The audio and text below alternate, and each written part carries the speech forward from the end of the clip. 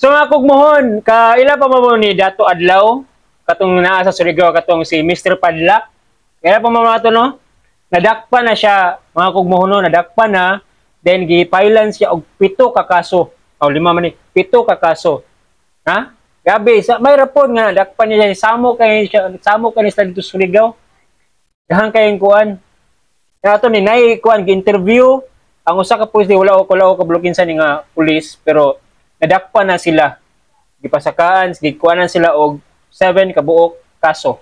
Nga ako i-play ang video, but before na ako i-play ang video guys, please follow sa atong Facebook page Kugman Reaction Vlog, sa atong TikTok account Kugman Reaction Vlog ug sa atong YouTube account Kugman Reaction Vlog. So di na tato dito gayon, ato na i-play ang interview para makita ninyo ang kuan unsay kahinat na nilang Dato Adlaw. Play video. Natin ang kaso, yung grupo, and I think we filed around 7 cases. 7 cases. Among others, may nag-file tayo ng usurpation of authority, trafficking in persons, at iba't iba pang kaso.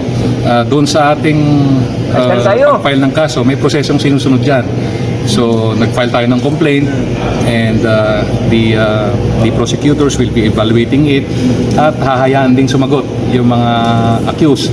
And then if finally the prosecution or the court resolves na may sala, may grounds for issuance of warrants of arrest, and then a warrant of arrest will be issued against the members ng bogus na tribo. Only then can we implement yung warrant of arrest. Insofar as the situation is concerned, ngayon hindi na namin wala na kami nakikitang medyo immediate danger doon sa lugar. The location is very good sir, very good sir. Para ma-peaceful na Surigao City. Marami nang nag-surrender doon sa grupo nila.